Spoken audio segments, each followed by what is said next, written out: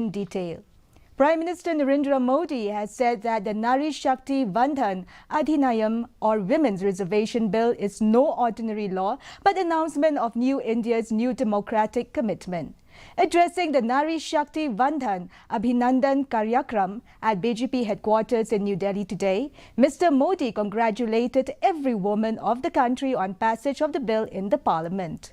The Prime Minister said that the decision will be celebrated and remembered by the generation to come.